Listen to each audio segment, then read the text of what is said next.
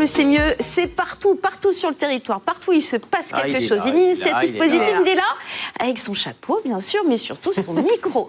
Raphaël Yem, accompagné de Laurent Billot. Bonjour à tous les deux. On est ravis de vous retrouver aujourd'hui à Choisy-le-Roi dans le 94 et vous allez nous parler de Bilhomme.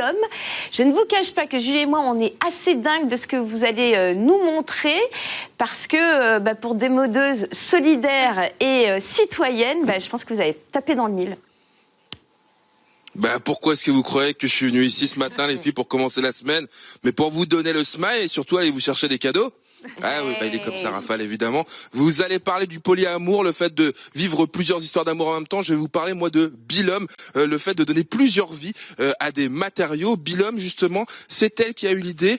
C'est Hélène. Comment ça va, Hélène? Bonjour, Raphaël, ça va très bien. Bon, alors, qu'est-ce qu'on fait chez Bilhomme? Tu as des fans sur le plateau, hein? Bon, alors, merci.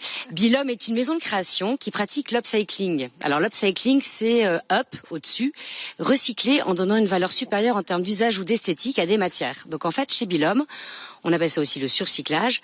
On surcycle des matières en les transformant en sacs, accessoires et autres pièces uniques. Et en fait, on s'est rendu compte, et on s'en rend compte depuis très longtemps dans les pays en voie de développement, mais qu'en France aussi, on a plein de matières extraordinaires qui méritent de gagner une seconde vie plutôt que d'être jetées et mises à la benne. Mais ça a été quoi le déclic pour toi? Tu t'as dit Alors le déclic pour moi, ça a été l'étoile publicitaire géante. Tu sais, celle qu'on trouve sur les façades d'immeubles en travaux, le périphérique parisien, etc. Ouais, ou sur les mairies, ou ce genre de choses. Ouais. Exactement, ces énormes toiles qui vantent les mérites d'une marque.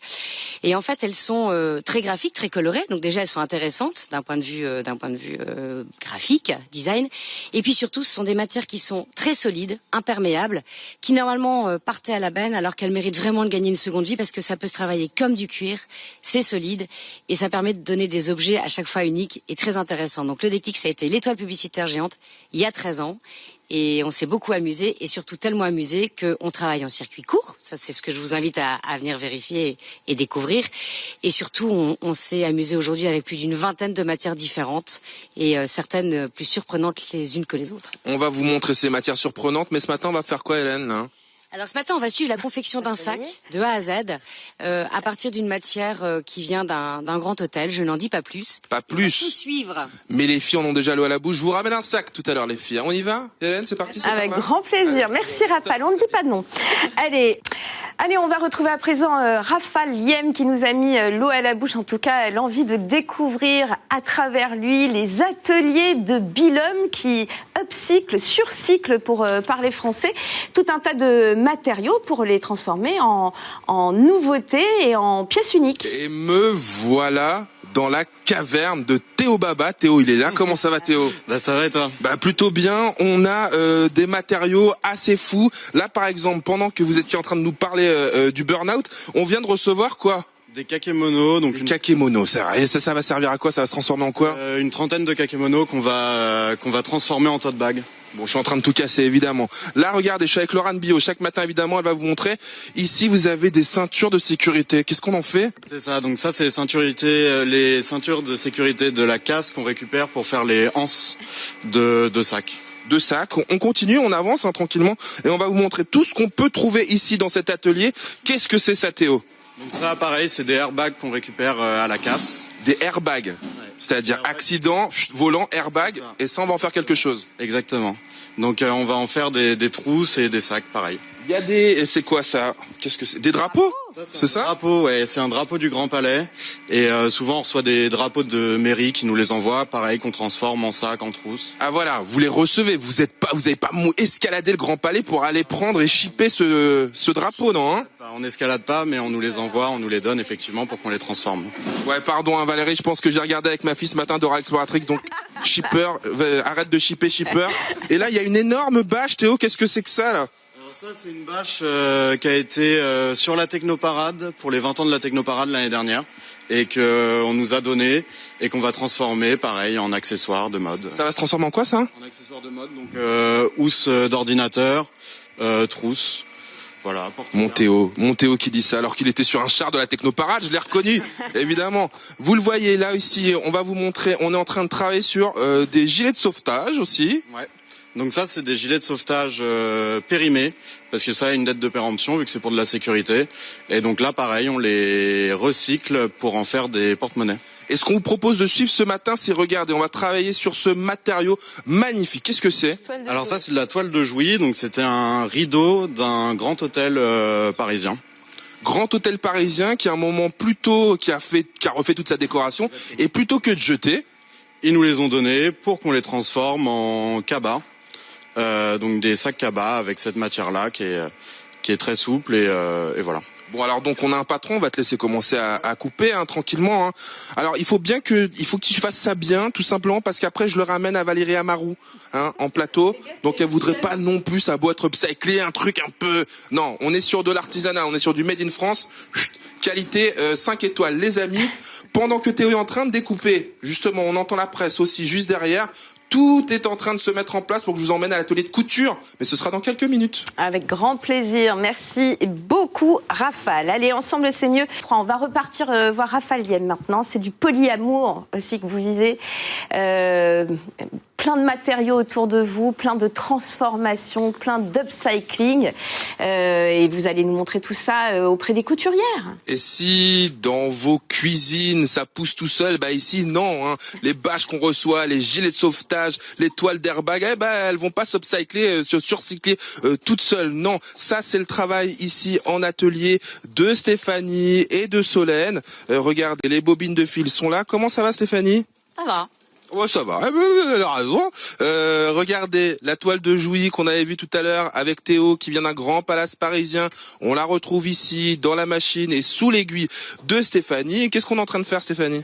On est en train de continuer les sacs Cabalux que nous a proposé Théo tout à l'heure. Bon, c'est quand même assez fou de travailler sur ce genre de matériaux. Depuis combien de temps tu travailles dans cette boîte, toi? Moi, ça va faire 4 ans.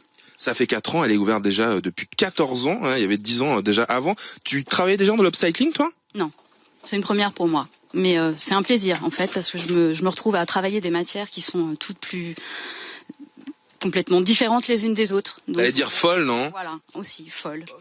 C'est quoi le matériau le plus fou sur lequel tu aies pu intervenir, toi? Le matériau le plus fou, je pense que c'est la montgolfière. Une montgolfière, c'est-à-dire on a récupéré une montgolfière ici, on s'est dit on va en faire des vêtements, des sacs à main, des trousses. Non mais montre-nous, vous avez fait quoi avec de la toile de montgolfière? La toile de la montgolfière, voilà. Donc une fois qu'elle est plus utilisée, nous on fait des jolis sacs. Cordon. C'est vrai qu'on se pose pas cette question. Qu'est-ce qu'on fait de sa montgolfière quand elle sert plus, qu'on doit l'acheter à la poubelle? Eh ben regardez, on en fait des sacs. Moi je vais passer de ce côté-là si j'y arrive. Solène, qu'est-ce qu'elle est en train de faire, Solène? Ça va, Solène? Ça va très bien. Qu'est-ce que tu fais, toi? Alors, je suis en train de préparer les lances justement pour le sac en toile de Jouy. Ah, les lanières, c'est ça qu'on va ensuite mettre, tout simplement les coudre ici. Vous faites tout ici d'ailleurs? Non, alors moi ici je fais surtout tout ce qui est prototype, je fais des essais de matière et puis tout ce qui est petite série. Quand on passe aux grandes séries, on a des ateliers partenaires, on en a 7, dont 4 qui sont des ESAT, qui sont tous situés en Ile-de-France. Donc on va travailler aussi avec des ateliers, des boîtes en insertion. Et aussi pour le nettoyage, je crois, des matières, je me trompe pas? Oui, c'est ça aussi. On utilise aussi des insertions pour venir nous aider. Voilà, on est, je vous l'ai dit, ici dans de l'artisanat, dans du Made in France, en plus aussi dans le social, puisque on va travailler avec des ESAT, des entreprises en insertion. Le sac des ESAT, Julie, excuse-moi. Le sac Mavalou est en train d'être fait. Est-ce que tu veux quelque chose en particulier sur le sac? Non, écoute, ça me semble absolument parfait. Est-ce qu'on te rajoute? Tu veux pas des petits diams, quelque chose, non? Non, du moment que c'est fait avec amour, tu sais, moi.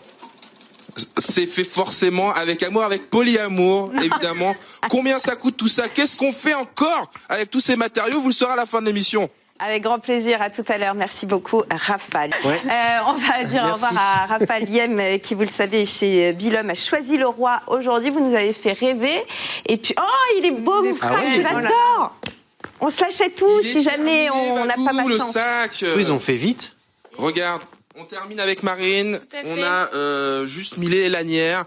Il est magnifique. Combien ça coûte un sac comme ça? 85 €. C'est une petite série, évidemment. Qu'est-ce qu'on a d'autre rapidement? Je sais qu'on va rendre l'antenne bientôt. Ulysse, qu'est-ce qu'on a alors? Des gilets de sauvetage. On les a vus, les gilets de sauvetage. Ils deviennent des trousses ou des petits porte-monnaies. Ah, voilà un accessoire qui va faire fureur cet été, j'en suis sûr, chez nos copains les gilets jaunes. Et là, on a des blousons de la gendarmerie. Donc là, des blousons de la gendarmerie qui sont devenus quoi? C'est des trousses à boules de pétanque ou quoi? Ça, c'est une trousse de toilette. Combien ça coûte ça, une trousse de toilette? Ça c'est 52 € sur la boutique en ligne. Ça se trouve tout sur la boutique en ligne, je me trompe pas? Directement, n'hésitez pas à vous faire plaisir, c'est un joli cadeau, c'est du Made in France, on l'a dit, et de l'upcyclé, c'est aussi de l'insertion, et surtout des produits uniques, les amis. Demain, merci en tout cas, on se retrouve du côté de Cergy, avec une association du côté des femmes. Vous avez hâte que j'y sois. Oui, et puis ce sera d'ailleurs une émission 100% femmes.